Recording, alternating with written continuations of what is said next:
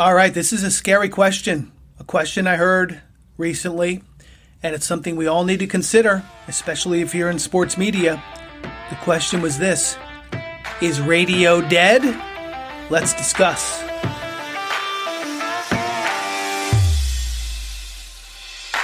Welcome to the Sportscasters Club radio show, where it's all about becoming a better sportscaster and a better sports fan.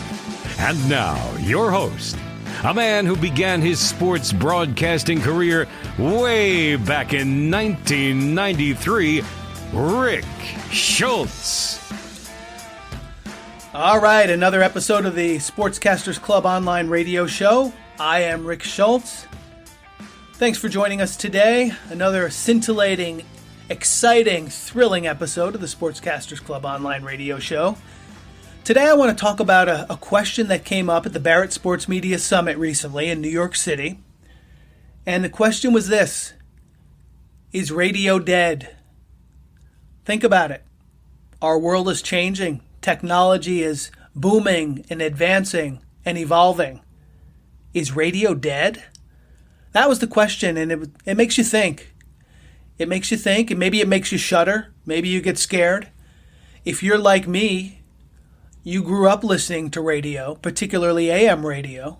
It was funny. I remember growing up in high school, there was definitely a divide, in the 90s, let's say.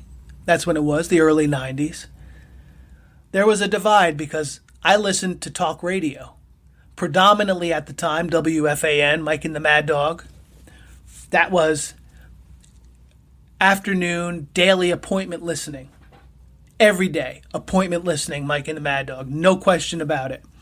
And as someone who listened to that station nonstop, 24 hours a day, whether it was midnight, 2 a.m., Steve Summers all night, whether it was 6 a.m. with Imus in the morning, 10 a.m. in the middays, whether it was Lupica or Ed Coleman or Dave Sims or any of the number of Russ Salzberg until the afternoon, Mike and the Mad Dog, and then a number of people in the nighttime.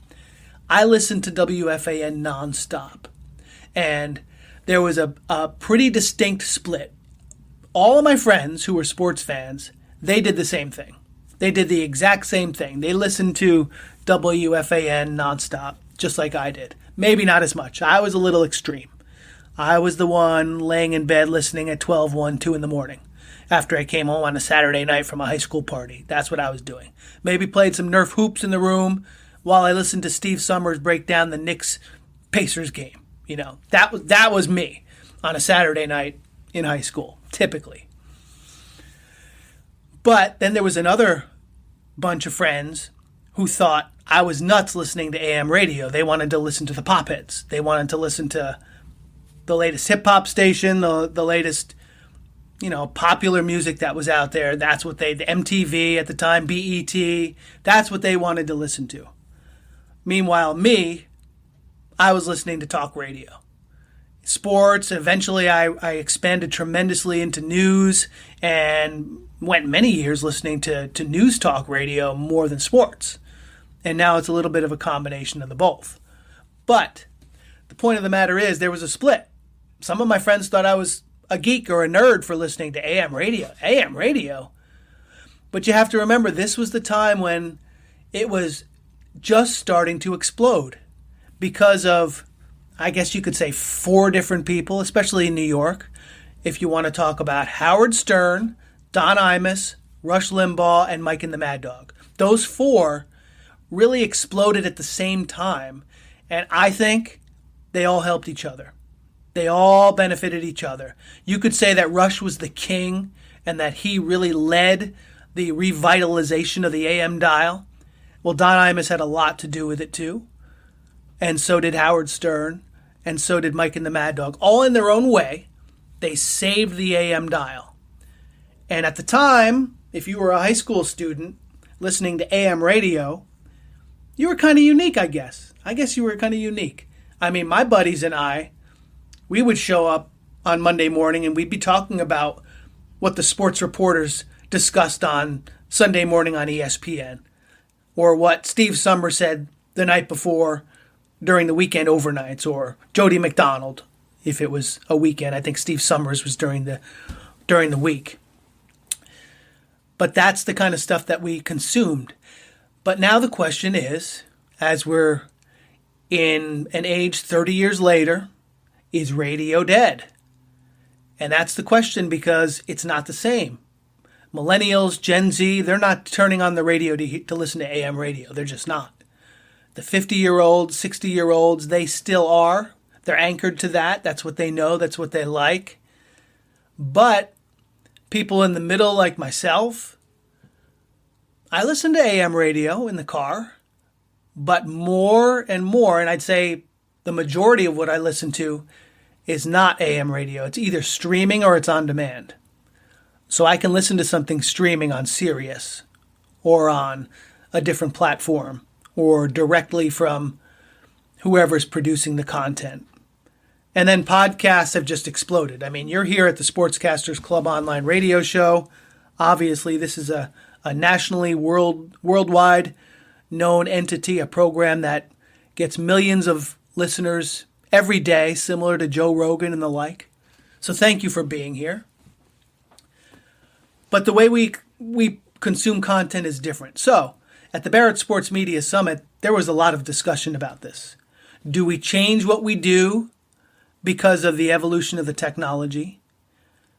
Do we consider the fact that radio's dead and we have to do something completely different now? Well, my answer to that, and the answer that many of the professionals had, is that no, radio's not dead, and you don't have to change.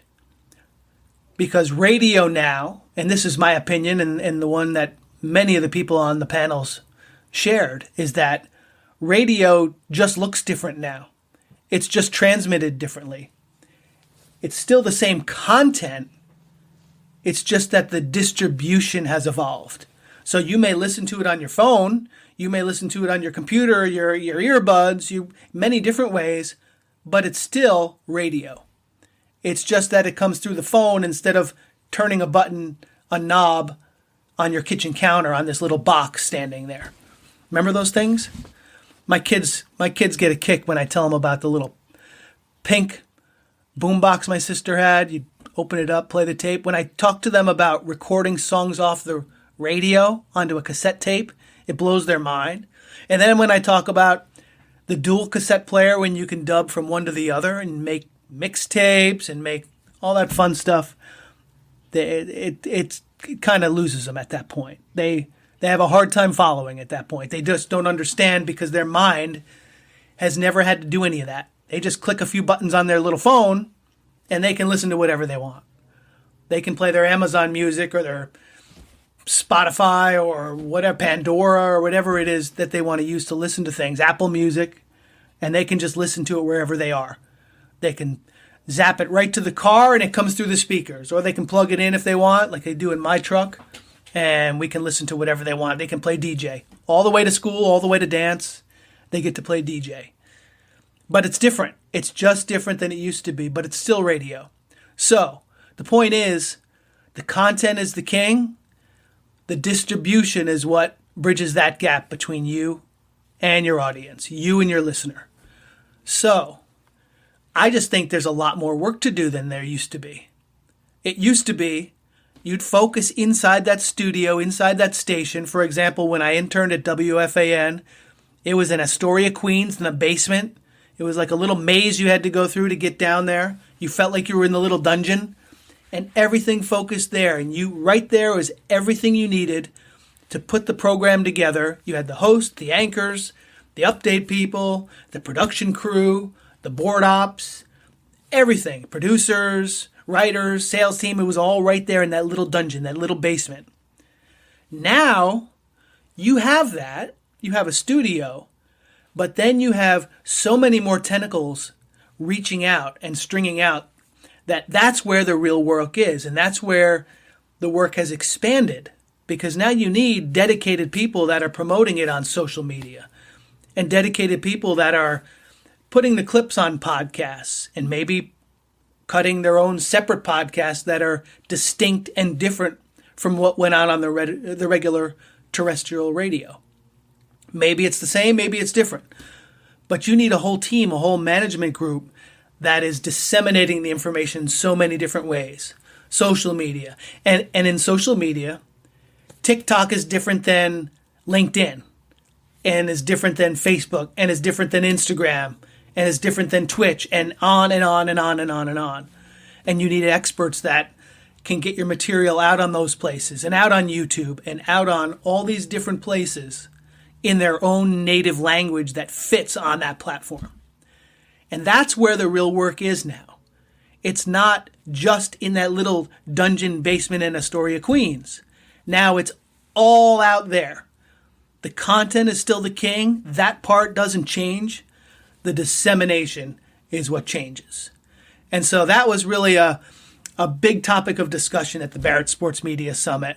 It was one that I was really into. It was really an exciting discussion in my mind because as someone who grew up loving AM radio and really enjoying the evolution of it and how it's so much more at your fingertips literally now. And that's a great thing because if I'm visiting family in Las Vegas, I can listen to WFAN. That wasn't possible 20 years ago. And so that's awesome. If I want to hear what Carton and Roberts are talking about on a Tuesday morning and I'm in San Francisco, I can. And that's so cool. That's so cool just because of the dissemination. So I've got some final thoughts on this when we come back. I hope this is a topic that is making you think. And when I come back, I'll have a final few thoughts to add. Are you an aspiring sportscaster or an established sportscaster? Or how about just a sports fan? Well, you probably are, which is why you're tuned into the Sportscasters Club online radio show. A great way to get practice, to build a platform, and to become a better broadcaster is by doing exactly what I'm doing right now, hosting a podcast. And the cool thing is, it's really easy. It's really simple. I mean, if I can do it, really anybody can do it. Hosting a podcast now is something that's available to anyone. If you're a beginner or if you're advanced, number one, it's a lot of fun. Number two, it allows you to improve and become better in your craft. And number three, it's a great way to put your name out there and network and build a career. So if you would like to host a podcast, you can do the same thing I've done. And I've chosen to use Buzzsprout as my host. Number one, they're pretty much the easiest one out there. It is so simple to start a podcast with Buzzsprout. And again, if I can do it, you can do it. Number two, they're very inexpensive. And number three, they have all the tools you need to grow your podcast the way you want to do it. You have complete control. So if you're interested in setting up a podcast for yourself, check out the show notes. You can take a look at the process. It's so simple. You can go right on there, click it, and you can be set up literally within a few minutes. It's very easy. If you have questions about the process, you can always send a message to me at questions@sportscastersclub.com. But again, if you're interested in hosting your own podcast, check out the show notes. I'll put the link in here for Buzzsprout. Check it out, and if you have questions, I'd be glad to help as well.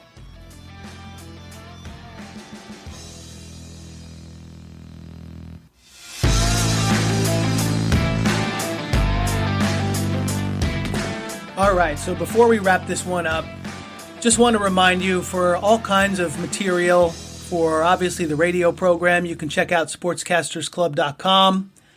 We've got books, we've got a lot of free material, a lot of articles, tips, tricks, our 7-hour sports broadcasting course, and also our community, our VIP community, where you can connect with other sportscasters. You can learn about all that stuff at sportscastersclub.com.